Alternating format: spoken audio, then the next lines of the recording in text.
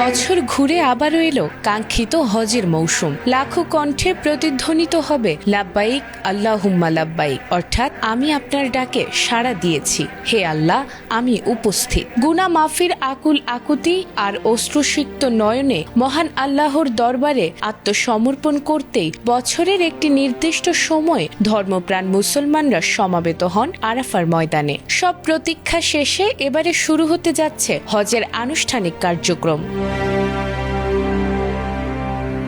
সোমবার ৮ জিলহজ মিনায় অবস্থানের মধ্য দিয়ে শুরু হবে মুসলিম বিশ্বের সবচেয়ে বড় ধর্মীয় সমাবেশের আনুষ্ঠানিক কার্যক্রম। এরপর ৯ জিলহজ আরাফাতের ময়দানে অবস্থানের মাধ্যমে পালিত হবে হজের মূল রোকন বা প্রধান স্তম্ভ।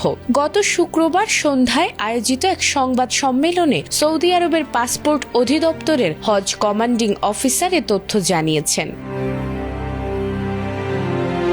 এছাড়াও তিনি আরও জানিয়েছেন, চলতি বছর এখন পর্যন্ত মোট ১৫,১৮,১৫৩ জন বিদেশি হজ যাত্রী সৌদি আরবে পৌঁছেছেন, যা গত বছরের মোট বিদেশি হাজির সংখ্যাকেও ছাড়িয়ে গেছে। তবে রবিবার ও সোমবার আরও বিপুল সংখ্যক হজ যাত্রী সৌদি আরবে পৌঁছাবেন বলে ধারণা করা হচ্ছে।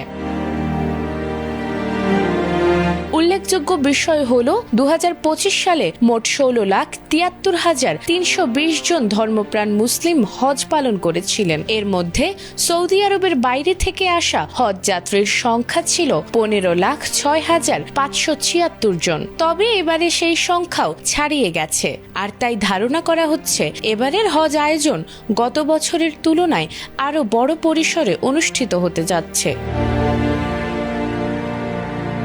এদিকে হজ উপলক্ষে নিরাপত্তা নিশ্চিতে ব্যাপক প্রস্তুতি নিয়েছে সৌদি প্রশাসন।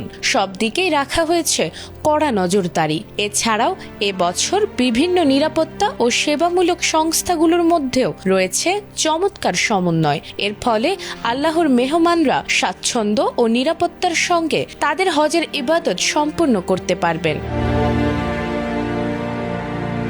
সব শেষে এখন শুধু সময়ের অপেক্ষা। লাখো আশিকের হৃদয়ের আকুতি আর চোখের জলে ধুয়ে যাবে সব পাপ। দুহাত তুলে ক্রন্দনরত কণ্ঠে উচ্চারিত হবে, হে আল্লাহ আপনি ছাড়া আমাদের আর কোনো আশ্রয় নেই, আপনি আমাদের ক্ষমা করুন।